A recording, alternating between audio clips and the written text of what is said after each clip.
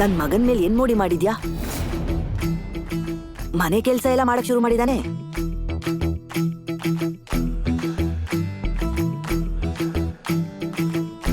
ಅಯ್ಯೋ ತಾಯಮ್ಮ, ಕೂತ್ಕೋ ಕೂತ್ಕೋ ಆರಾಮಾಗಿ. ದಿನ ಶುರು ಮಾಡೋದು ಕೋಪದಿಂದ ಅಲ್ಲ, ಬಿಸಿ ಬಿಸಿ ಟೀ ಕುಡಿಯೋದ್ರಿಂದ.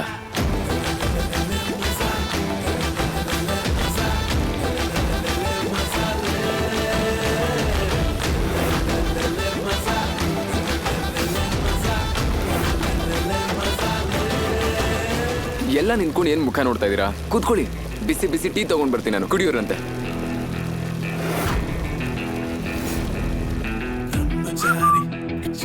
ತಾಯಮ್ಮ, ಬಿಸಿ ಬಿಸಿ ಟೀ ತಗೋ.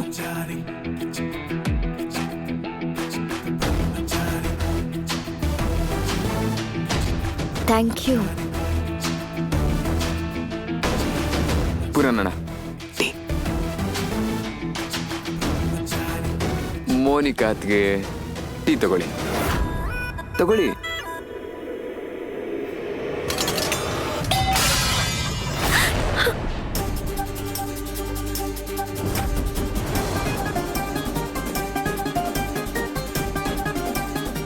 ನನ್ ಮೈದ್ನ ಇವಾಗ ನಂಗೆ ಜೋರಾಗಿ ಬೈತಾನೆ.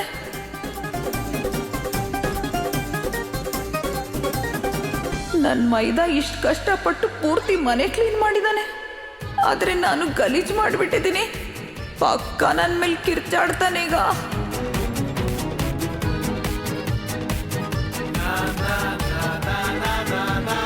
ಇವತ್ತು ನಿನ್ನನ್ನ ಯಾರೂ ಕಾಪಾಡೋಕೆ ಸಾಧ್ಯ ಇಲ್ಲ, ನೀನು ತವ್ರ ಮನೆಗೆ ವಾಪಸ್ ಹೋಗೋದ್ರಿಂದ.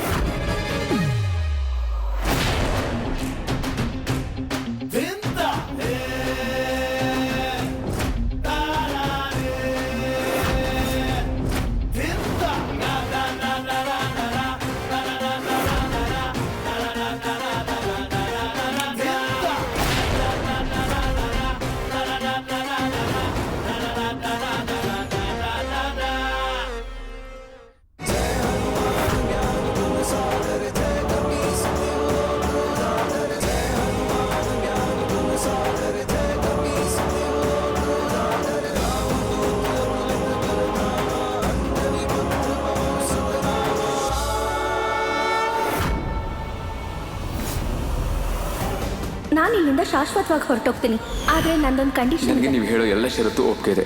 ನೀವು ಹೇಳಿ, ಏನು ಮಾಡ್ಬೇಕು ನಾನು? ಇನ್ನೊಂದು 48 ಗಂಟೆ ನೀನು ಯಾವುದೇ ಥರ ಜಗಳನೂ ಮಾಡಬಾರ್ದು, ಯಾರ ಮೇಲೂ ಕೈ ಎತ್ತಬಾರ್ದು, ಯಾರಿಗೂ ಹೆದರಿಸಬಾರ್ದು.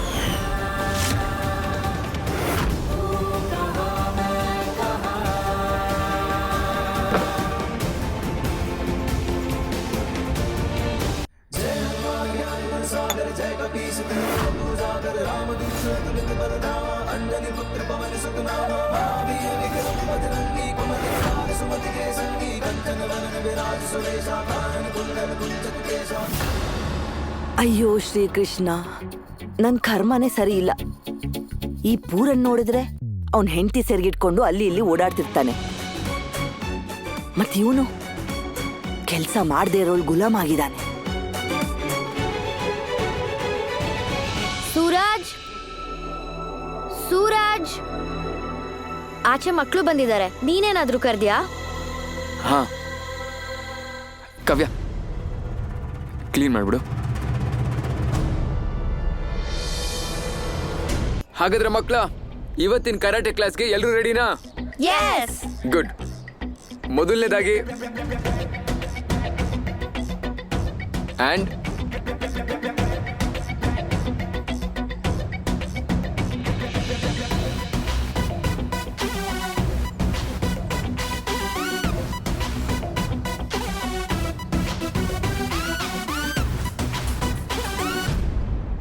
ಇದೆಲ್ಲ ಏನಾಗ್ತಿದೆ? ನಾನೇನಾದ್ರೂ ಕನ್ಸ್ ಕಾಣ್ತಿದ್ದೀನ?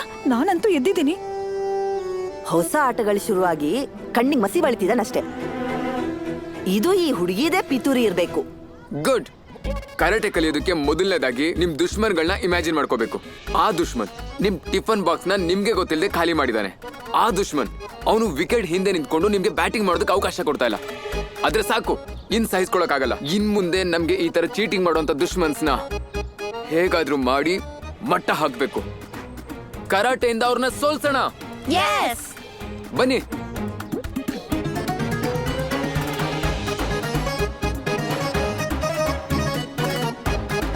ತುಂಬಾ ಒಳ್ಳೆ ಮಕ್ಕಳು ನೀವು.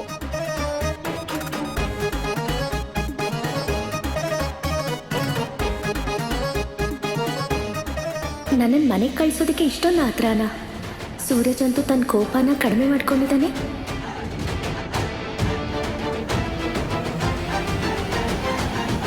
ನೋಡ್ದಮ್ಮ, ಇಷ್ಟು ಬೇಗ ಈ ದುಪ್ಪಟ್ಟದಲ್ಲಿರೋ ಬಣ್ಣ ಕೂಡ ಹೋಗಲ್ಲ. ಅಷ್ಟ್ ಬೇಗ ಸೂರಜಣ್ಣ ಬಣ್ಣ ಬದಲಾಯಿಸ್ಬಿಟ್ಟ. ನೆನೆ ದೇವಸ್ಥಾನಕ್ಕೆ ಹೋಗಿದ್ದ ಅಲ್ವಾ ಅವನು, ಅದಕ್ಕೆ ಒಳ್ಳೇದಾಗ್ತಿದೆ. ದೇವ್ರ ದರ್ಶನ ಮಾಡಿದ್ಮೇಲೆ ಅವನಿಗೆ ಒಳ್ಳೆ ಬುದ್ಧಿ ಬರ್ತಿದೆ. ಇಲ್ಲ ಅಂದ್ರೆ ಇಶಾ ಏನಾದ್ರೂ ಮ್ಯಾಜಿಕ್ ಮಾಡಿದ್ಲ ಸೂರಜ್ ಮೇಲೆ? ಮ್ಯಾಜಿಕ್ಕಾ? ಅಯ್ಯೋ ಮ್ಯಾಜಿಕ್ ಅಲ್ಲ, ಕಣ್ ಕಟ್ ಮಾಡಿದಾಳೆ ನನ್ನ ಮಗನ್ ಮೇಲೆ. ಇದ್ರ ಹಿಂದೆನೋ ಏನೋ ಪಿತೂರಿ ಇರ್ಬೇಕು ಅವಳ್ದು. ಪಿಂಕ ಮಾಡಿ ಕಣ್ಣಲ್ಲೆಲ್ಲ ಏನೋ ಮಾತಾಡ್ತಿರ್ತಾಳಲ್ಲ, ಅದ್ರಲ್ಲೇ ಏನೋ ಕಣ್ ಕಟ್ ಮಾಡಿರ್ಬೇಕು. ಹೀಗೆಲ್ಲ ಮಾಡ್ತಿರೋದ್ ನೋಡಿದ್ರೆ ಅವಳಿಗೆ ಏನಾರು ಮಾಡ್ಬಿಡ್ಬೇಕು ಅಂತ ಅನ್ಸುತ್ತೆ. ಅಯ್ಯೋ ಏನದ್ಕೆ ನೀವು ಹೀಗ್ ಮಾತಾಡ್ತೀರಾ? ಸೂರಜ್ ಒಳ್ಳೆ ಕೆಲಸ ಮಾಡ್ತಾ ಇದ್ದಾನೆ ಅಂದ್ರೆ ನೀವು ಈಶಾಗ್ ಬೈಯೋದನ್ನ ಮಾತ್ರ ಬಿಡಲ್ವಲ್ಲ? ಇದನ್ನೆಲ್ಲ ನನ್ನನ್ನು ಸೋಲಿಸ್ಬೇಕು ಅಂತ ಮಾಡ್ತಿದ್ದಾರೆ.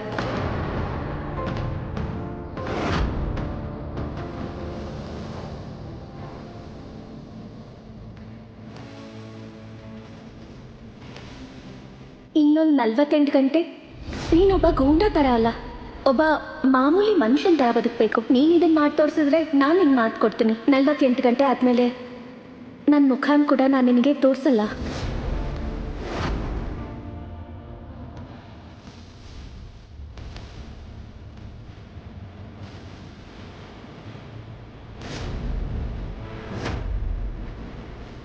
ನಲ್ವತ್ತೆಂಟು ಗಂಟೆ ಹಿಂಗ್ ಕಳೆದೋಗುತ್ತೆ ಈಶಾ ಅವ್ರೆ. ನೀವು ವಾಪಸ್ ಹೋದ್ಮೇಲೆ ಈ ಎಲ್ಲ ಹುಡುಗಾಟನು ಬಂದಾಗುತ್ತೆ.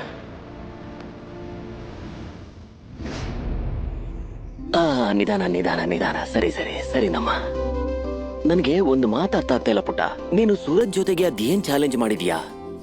ಅಪ್ಪ, ಚಿಕ್ಕವಳಿದ್ದಾಗ ನಾನು ಹುಣ್ಸೆಹಣ್ಣು ಪಪರ್ಮೆಂಟ್ ತಿಂತಾ ಇದ್ದೆ. ನಾನು ತುಂಬಾನೇ ಪ್ರಯತ್ನ ಪಟ್ಟಿದ್ದೆ ಅದನ್ನ ತಿನ್ನೋದನ್ನ ನಿಲ್ಲಿಸ್ಬೇಕು ಅಂತ. ಆಗ ನಮ್ಮಮ್ಮ ಹೇಳಿದ್ರು, ನೀನು ಆ ಪಪರ್ಮೆಂಟು ಎಷ್ಟು ಬೇಕಾದ್ರೂ ತಿನ್ನು, ಆದ್ರೆ ಒಂದ್ ಕಂಡೀಷನ್ ಮೇಲೆ. 48 ಗಂಟೆವರೆಗೂ ನೀನ್ ಆ ಪಪರ್ಮೆಂಟ್ನ ಮುಟ್ಬಾರ್ದು. ನಿಮಗ್ ಗೊತ್ತಾ ಏನಾಯ್ತು ಅಂತ? ಆ 48 ಗಂಟೆ ಆದ್ಮೇಲಂತೂ ನನಗೆ ಅದನ್ನ ತಿನ್ಬೇಕು ಅಂತಾನೆ ಅನ್ನಿಸ್ಲಿಲ್ಲ. ಅವಾಗ ನನಗೆ ಗೊತ್ತಾಯ್ತು, ಪ್ರಪಂಚದಲ್ಲಿ ಇನ್ನೂ ಚೆನ್ನಾಗಿರುವಂತ ವಸ್ತುಗಳಿದೆ, ನಾನು ಅದನ್ನೆಲ್ಲ ತಿಂದೇ ಇಲ್ಲ ಅಂತ. ಒಂದ್ ಹೇಳ್ಬಲ್ಲೆ, ನಾನಿವಾಗ ಅದೇ ಫಾರ್ಮುಲಾನ ನಿಮ್ ಮಗನ್ ಮೇಲೂ ಅಪ್ಲೈ ಮಾಡ್ತಿದ್ದೀನಿ. ನೋಡಿದ್ರಿ ಅಲ್ವಾ ಸರಳ ಅದ್ಕೆ? ಈ ಹುಡುಗಿ ಇಲ್ಲಿಗೆ ಬಂದು ಇನ್ನೂ 4 ದಿನ ಆಗಿಲ್ಲ. ಇವಳು ಸೊಸೆ ಮತ್ತೆ ಹೆಂಡತಿ 2 ಕೆಲ್ಸನೂ ಚೆನ್ನಾಗಿ ನಿಭಾಯಿಸ್ತಾ ಇದ್ದಾಳೆ. ಶಭಾಷ್ ಮಗಳೇ. ಇನ್ನ 48 ಗಂಟೆಲಿ ಕೇವಲ ಸೂರಜ್ಗೆ ಮಾತ್ರ ಪರೀಕ್ಷೆ ಇಲ್ಲ ಮಗಳೇ, ನನಗೂ ಕೂಡ. ನಾನು ಗೆಲ್ಲಬಹುದು, ಇಲ್ಲ ಸೋಲ್ಬಹುದು. ಒಂದ್ ವೇಳೆ ಏನಾದ್ರೂ ಸೂರಜ್ ಈ ಪರೀಕ್ಷೆಯಲ್ಲಿ ಗೆದ್ರೆ ನನ್ನ ಮಗ ನನಗೆ ವಾಪಸ್ ಸಿಗ್ತಾನೆ. ಆಗ ನನ್ನ ಸೊಸೆನ ನಾನು ಕಳ್ಕೊತೀನಿ.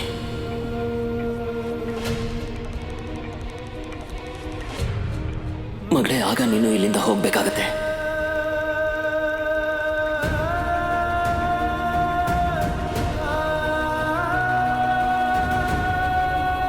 ಅದ್ಕೆ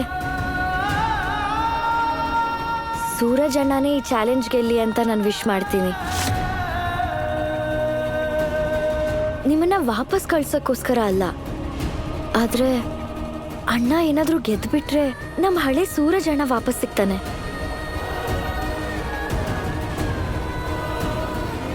ನೀವ್ ನಿಮ್ಮನೆಗೆ ವಾಪಸ್ ಹೋಗ್ಬಿಟ್ರೆ ಯಾವ ದುಃಖ ಕಷ್ಟ ಏನೂ ಇರಲ್ಲ, ರಾಣಿ ತರ ಇರ್ಬೋದು.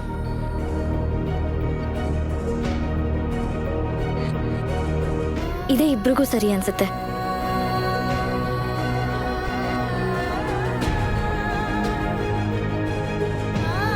ನಾನು ಹೊರಡ್ತೀನಿ.